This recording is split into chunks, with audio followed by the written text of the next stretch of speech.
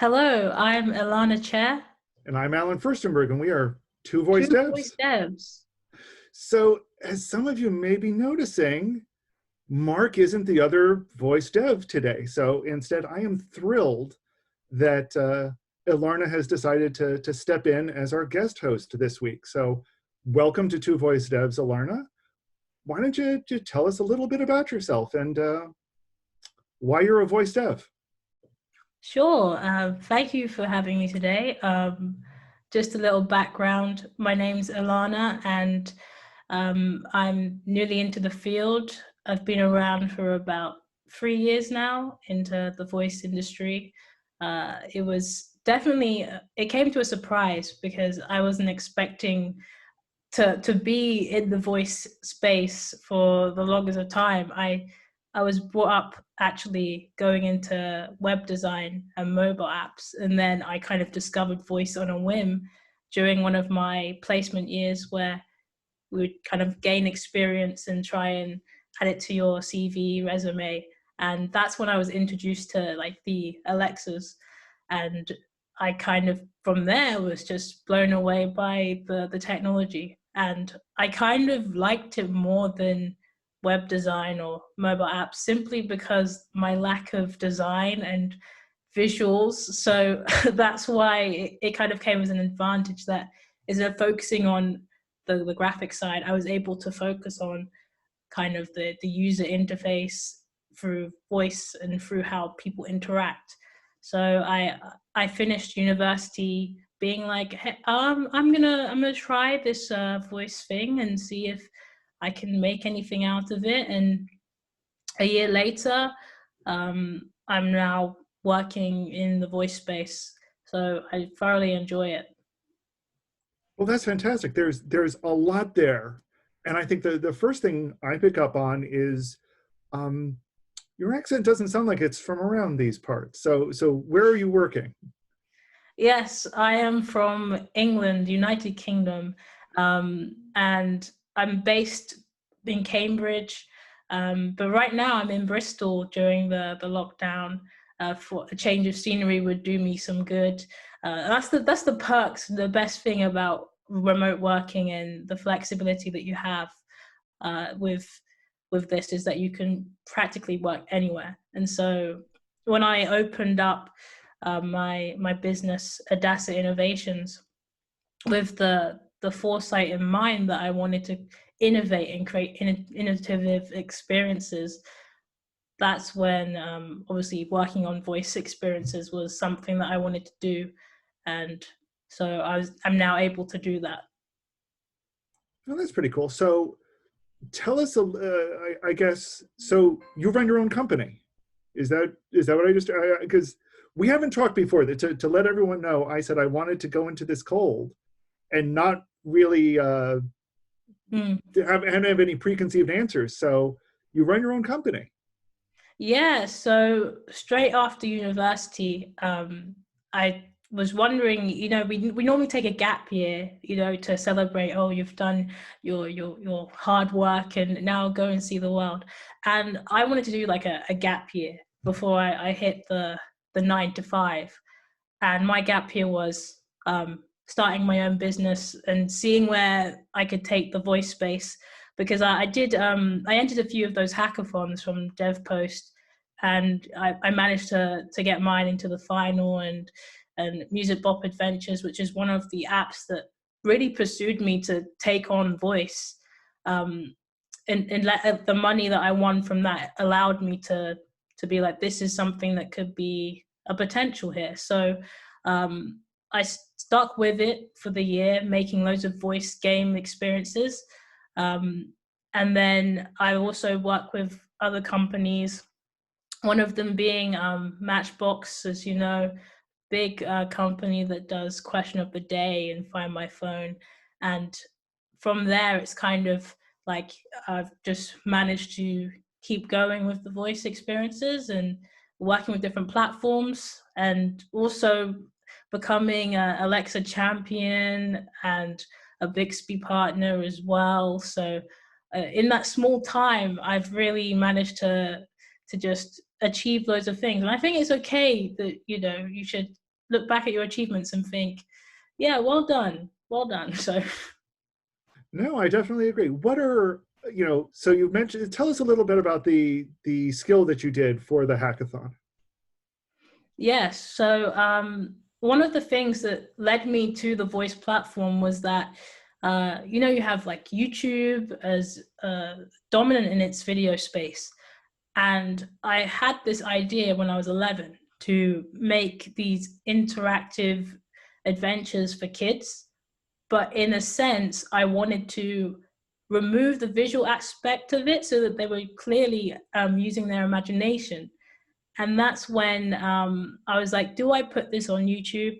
Because it's such a saturated market right now, you'll probably get lost in the waves of videos around there. So when obviously Alexa came around, I was like, this would be a great platform because it was fairly new and hopefully more people would see it than if I put it on YouTube.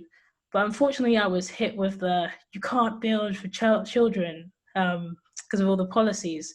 And that's when I think a few months later, I got an email saying, we saw that you were trying to build for children. You can now. And then, so as soon as that email came out, I plonked it on the store, and then the hackathon came around, and I thought, oh, perfect. I've already got this on there. I can update it a bit, add another adventure, and yeah, I added it in there, and then it managed to be one of the winners.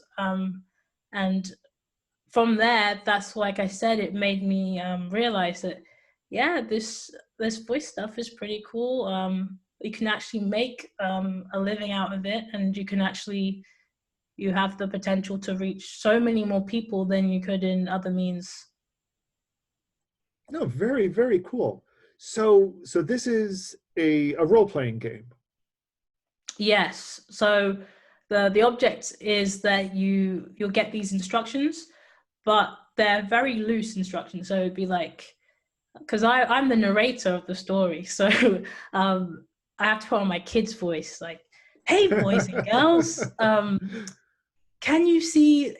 I'm trying to come up with a good example. So one of the adventures is like under the sea, and you're also learning as you go along. So it could be like uh, you come across a dolphin and you learn a bit about the dolphin or a killer whale and stuff like that in a way that the kids don't actually know that they're learning, but they're subtly learning through play. And I was lucky enough because my mom, she works in a childcare setting, so I was able to use them as kind of like testers.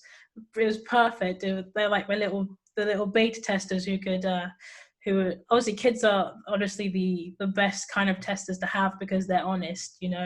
They'll let you know if they don't like something. So through there, I was able to get an idea that, oh, okay, this is what I need to do. This is how they're interacting, and it was great to finally get it out the door and running, and also keep building more and more adventures. So I think So I think I've got 9 now. 9. So wow. So I now have ended up with so many questions, and I didn't really mean to make this like a grill you interview type thing.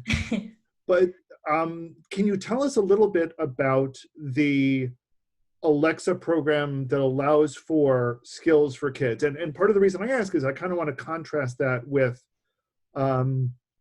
Google's equivalent and some changes that have recently come about in Google's equivalent. So how does Amazon and Alexa handle those that program? And for starters, I guess, what's the name of the program? yeah, so from my experience, because I know that they've had a revamp in the policies. So it started off where certain amount of, I believe in the US, you can monetize the skills. So you can monetize the kids' skills, but there's a huge difference to the normal skills. So obviously you have to get parental controls so that the parents are the ones that are accepting, whether it's sent through an email or a message. There's also content has to be very very, very clear in terms of not promoting any sort of violence or anything like that. Um, And they review it, or I assume there's a review team that looks it over, correct? Yes, yes. I think more so now, especially because there's so much, process takes so much longer Hmm. than an ordinary skill. Like one of my skills could take from a couple of days to a week, and updating a kid's skill could take months and stuff. You know, I've seen that with the latest update I did with Music Book Adventures. I believe it took about 3 months to get that process finally done, Wow. because it was because yeah, they're really being more vigorous in what they're putting out there, which is fair enough because it's their platform. So you know, that's one of the many limitations you have when you're using other people's platforms. Which, okay. Again, that takes me into a billion possible questions that I have. Um, so I know one of the issues on the Google side is that they recently announced that what they called Actions for Families has a change in policy that requires, if you want to release an action for families, you now also need to be certified under a similar program for Google Play, which is the mobile platform, which Yeah, is, I heard about it's that. like for teachers. I forget, I get the name wrong, but it was something about apps from teachers or a teacher review process. I take it Alexa doesn't have requirements similar to that. No, not that I know of. I think with all these platforms, obviously they're also trying to experiment and try and find the easiest way for things to run through them. So especially with kids, it's and data as well. I feel like that's the main drive for all of this. So if I guess on Google's point of view, if you're get having to review based on apps that are already out there, so it's easier to kind of Well, get that trust. yeah, that's one of the things that's actually confusing is it's not so much saying that you need to have the same app, just that, you know, if you've already made apps, Mm, they they trust you a little bit more. yeah. I'm not entirely clear I get their motivation or how that's going to impact voice developers, but um, that's where they're going. And It's just one of those things. Like if you do that, then are you kind of restricting and also missing out on opportunities where people who come in with these amazing ideas, it's like the guy who made Flappy Bird, for example, was such a phenomenal game that just blew up. um, and if you're kind of restricting people from coming in, then you're going to miss out on all those gold mines that they might have. You know, they could be at college at the moment, and they don't, and they could want to do this later on, and you're, you know, kind of closing the door on that. But no, I yeah. absolutely agree. I mean, I'll be honest, it's a policy decision on their part that baffles me, and it's for exactly that reason that, you know, we're now saying, we now seem to have this presumption that you can't make a voice app unless you've already made a mobile app, and I don't see the two as equivalent.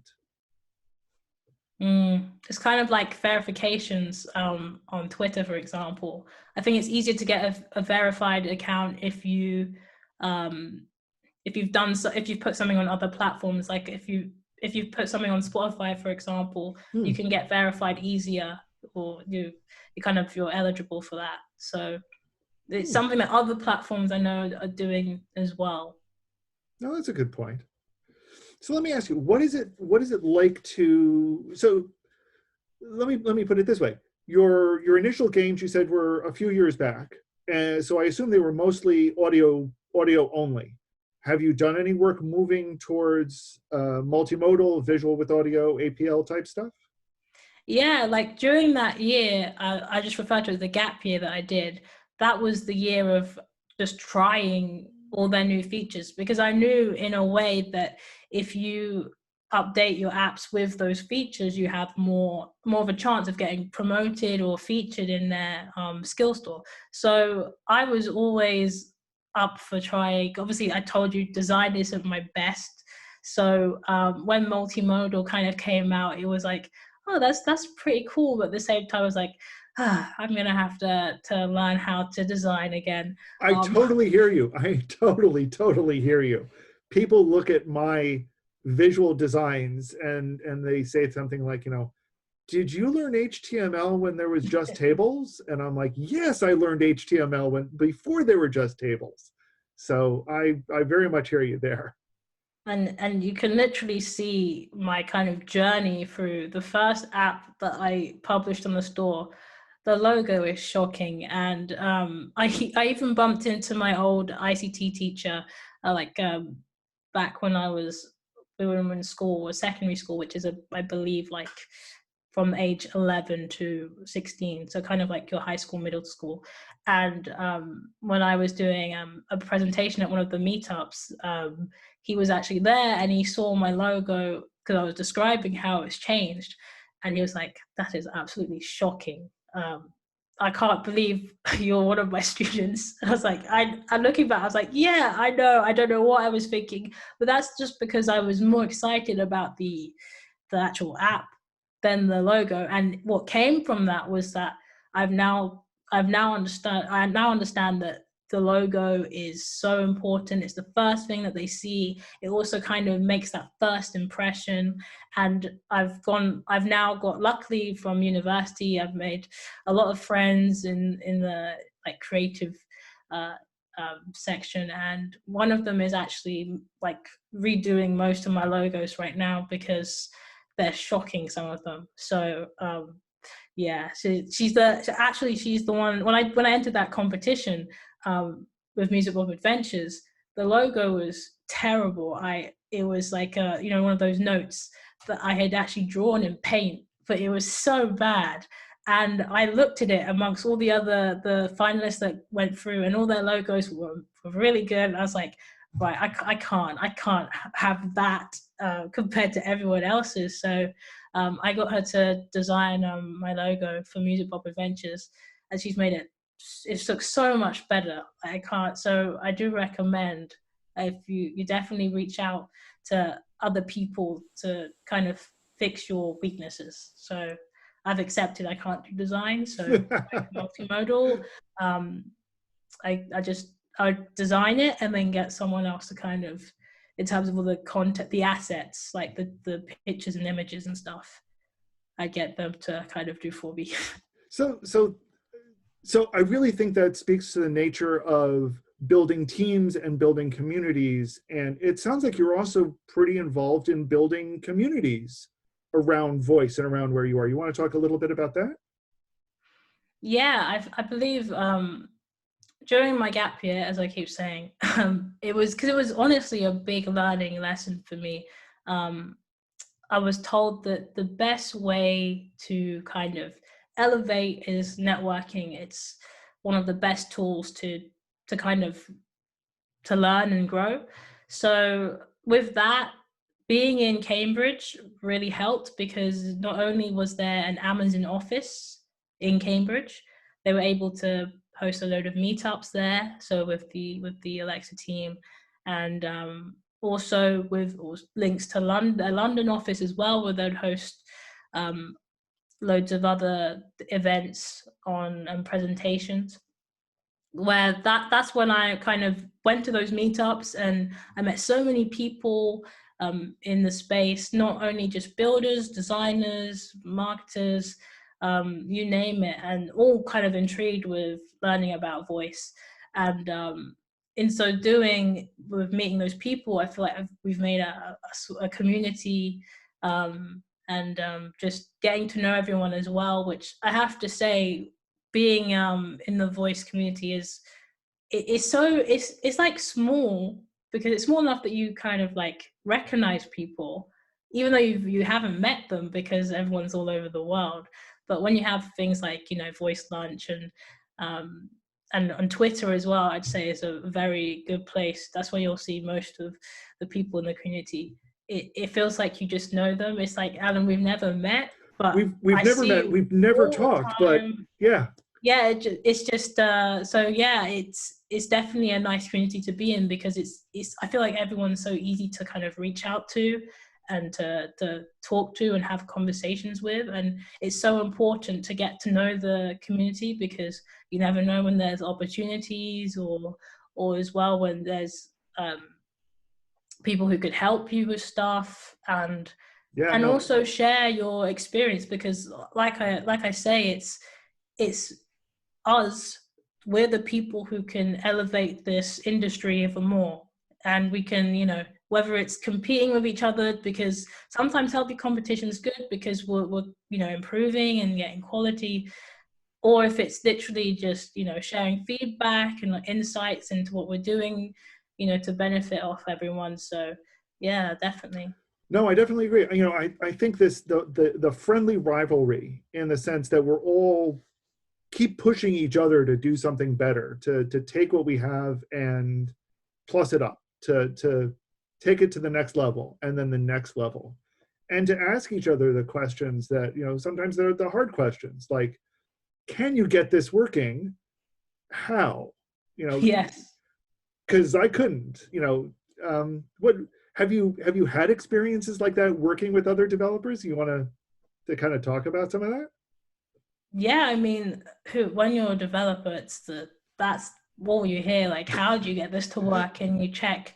Google is literally your best friend. You literally go on Google and you search for forums. It's so important. Forums, I didn't realize how important they were, um, until until you actually find a problem where you're like, how do you do this? And when there's no help through the documentation, or even any videos around, and then you see like other people who have had similar problems to you, you're kind of like, oh, thank goodness, I'm not the only one. And you read the forums and you try and see if there's a solution.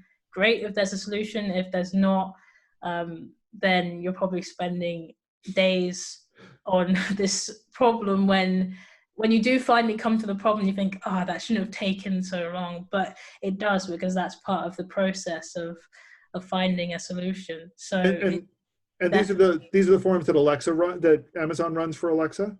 not just obviously like, yeah, the Alexa forums, but depending, your Stack Overflow as well is a brilliant one. I'm a Even big like Stack the Overflow Slack fan. channels.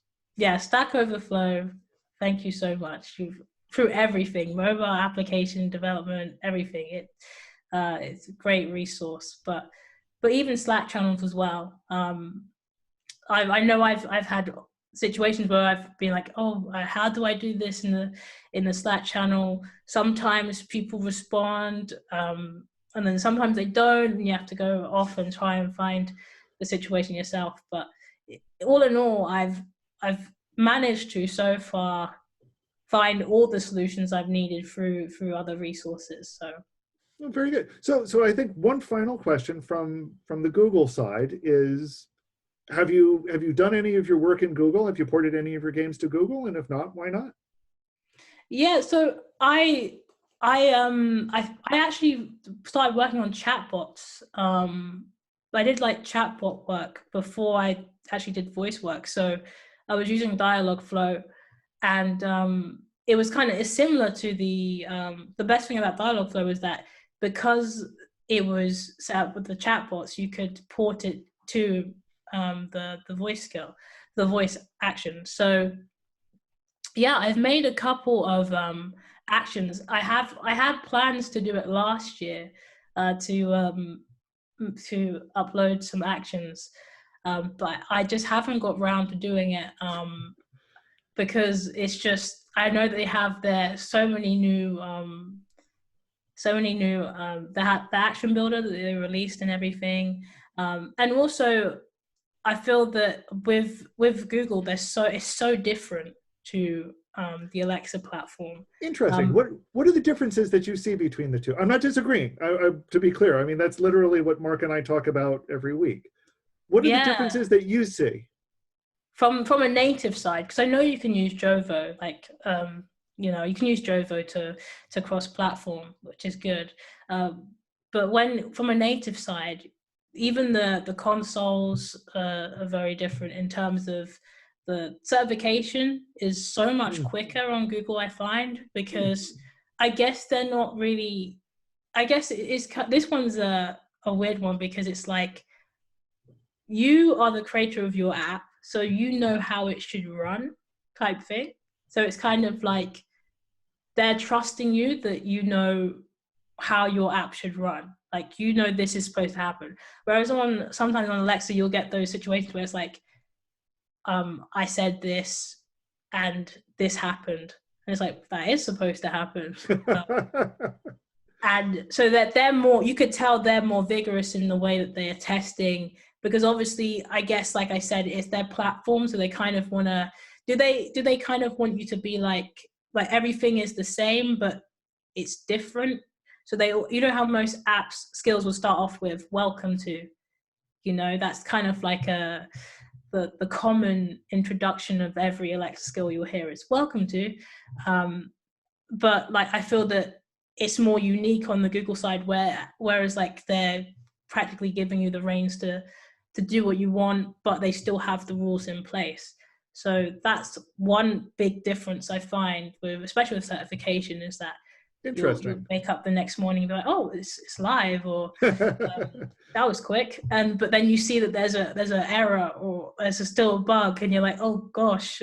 So I guess you really have to test more with the Google side, because they're more like testing if functionality wise, if you have something cool, we'll put it through. So that's the main difference I see between the two. Okay, interesting.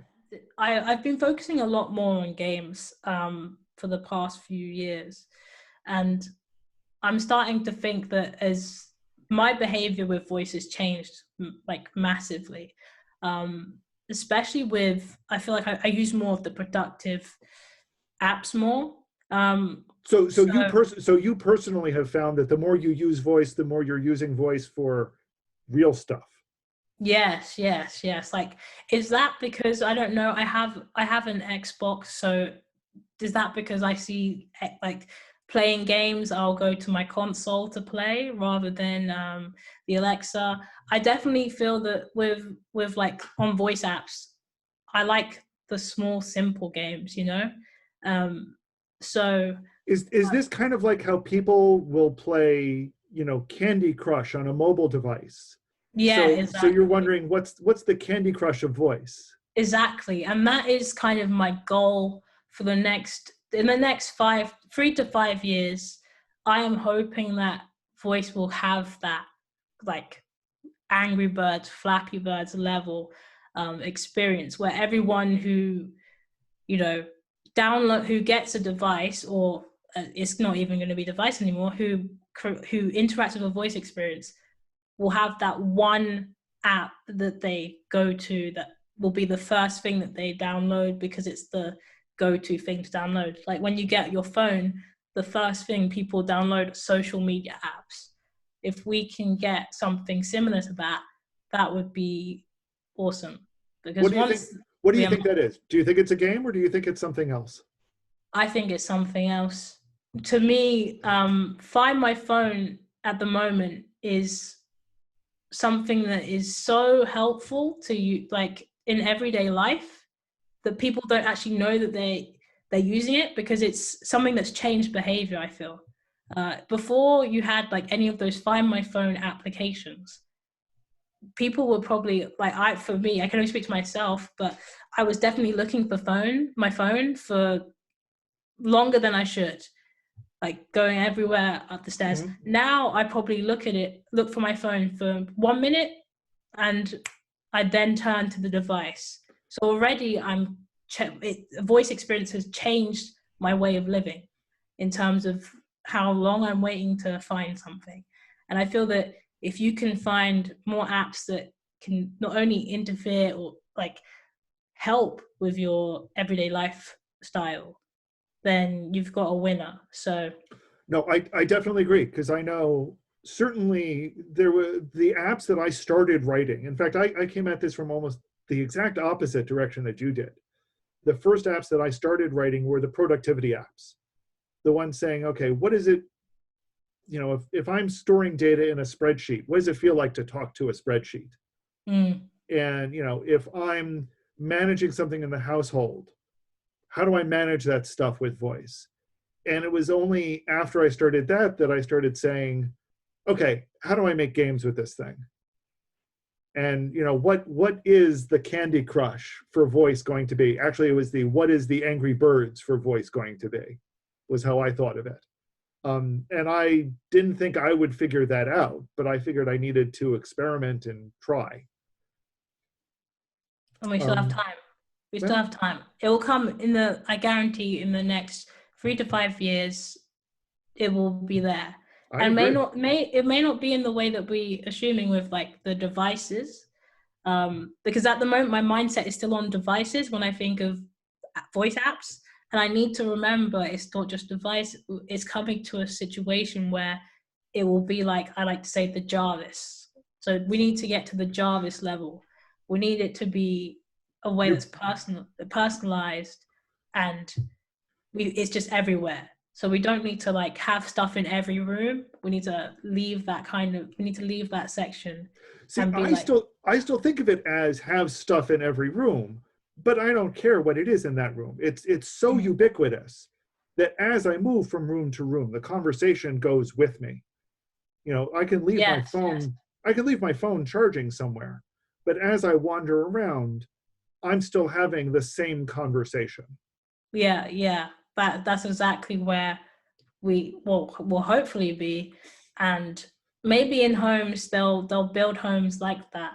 So, when you're building modern homes now, that's something that they can add in, like with the smart features and I'm always nervous about that. I like seeing that stuff separate because I like being able to change it out for the most modern ones. I've seen homes that have, even 5-year-old technology built in and it needs swapping out.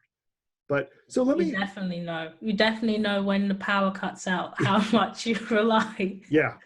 how much technology you have in your house. So let me kind of toss this at you again as a developer, because I think of this as a lot as a developer. And that's what are the things that we need to think about, to do, to build in order to get to that point.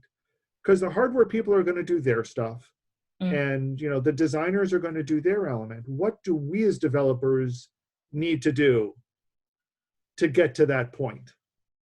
Yeah, I think the main thing is to look at your everyday life and actually like study what do you do. Study what you do every day, how you're living for like the next month or so.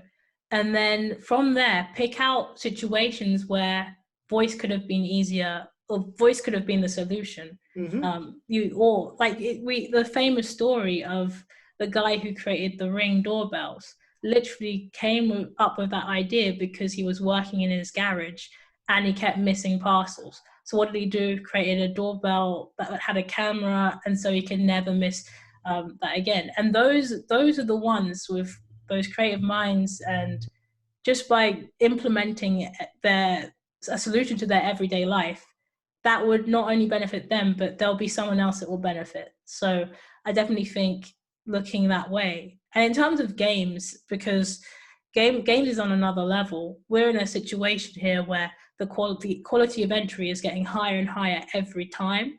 So it means that you're going to have to spend more and more effort on games. And yeah, the simple ones still do well. I mean, you've still got games like there was this Among Us, which has recently, it was like Recently the been game really of hot. Yeah. 20, yeah, the game of 2020, and Fall Guys as well was another one. And everyone was thinking, oh, Fortnite, that was the big game of 2019. And then look how it's still very popular, but in terms of growth, we're looking at Among Us and Fallout Guys or Fall Guys, which have just blown up. Which, if you compare the two, one's made like in terms of the effort and the teams and everything. If you can just find the right time to do a certain game, it's all about timing. I think it's That's what about I think. it's also it's about catching the right interest. I mean, Flappy Birds was a runaway hit, and it's a dead simple game to write. There have Mm. been a ton of clones, but you're right. It struck at just the right moment and struck just the right nerve that people really enjoyed it. But look at Fortnite and one game that I'm playing too much of, Warzone, Call of Duty Warzone. Um, that is an example of where they saw the success of Fortnite.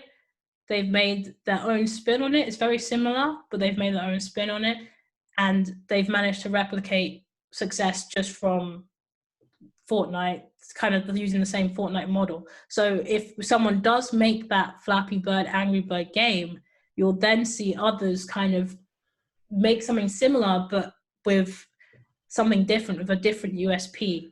So how did we make the Fortnite of voice?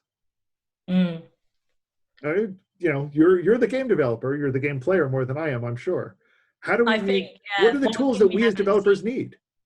we haven't seen yet in the voice game space a lot of high level multiplayer interact, like online multiplayer gameplay, or we haven't seen those types of games yet come into fold, you know. Is that something you want to work on? There's certainly, I just need to think of an idea that I can then use, because you could go down the route of at the moment a popular game on mobile that's what was that game called? It's like Word with Friends, Word of Friends, Word for Words with Friends, friends. Word with Friends. Scrabble. Yeah, it's like Scrabble. That's a really good. That's a really good game that has longevity, in the sense that people will download it and they'll have it. They'll have sparks where they'll play it a lot, and then sparks where they don't play it, but it will keep going. And then you have obviously games like Among Us, which they're at the moment they're doing so well at the moment. And again, that's the difference is they're all interacting with other people, especially in times like this. Interacting with other people is so important, and I think that someone needs to get on that now in the voice space. If they can be the first one to create something, I know people have already made it, but we need something that will be featured. You know, We need that hit. Pardon? We need that hit, that runaway hit where everyone goes, that's the definitive. Yeah, we've got leaderboards at the moment, but how about, leaderboards are great, but let's actually try and interact. And I know it's hard with some limitations, but now we're getting more. That was back in the day. Now we're actually getting more and more features. You know, we got the web APIs, stuff like that. We can use it. So definitely, once I come up with an idea that I think would be great, then I'll attempt to do it. But right now I'm more focused on quality control, because there's loads of apps that I've done which need to step up its game, you know, in the past few years. So I need to still finish my logos design. So you can slowly see slowly the logos are changing. But they're so much better now. I can't believe. Well, as you say, it's a learning process. And, you know, Exactly. for those of us, you know, when we dive into things that we're expecting audio, even, you know, we need to improve our audio game. And we don't even think about the visuals that end up being attached to it as well. And these are things that we do need. So that's an excellent point. It has been fantastic having you on. And when you come up with that blockbuster game and are ready to release it to the world, I hope we have you on again then to talk about it, but I hope we have you on again before then, because this has been a wonderful conversation. No, definitely. And thank you for having me. I've had so much fun talking and discussing, and yeah, anytime. Well, anytime you want to come back, you are more than welcome to join us. And I hope everyone, if you've got questions, if you've got other people that you want to see, other topics that you want to discuss, I hope you raise them up. You can find us on Twitter, and we're more than happy to talk about it in the future on Two Voice Devs. Take care, everyone.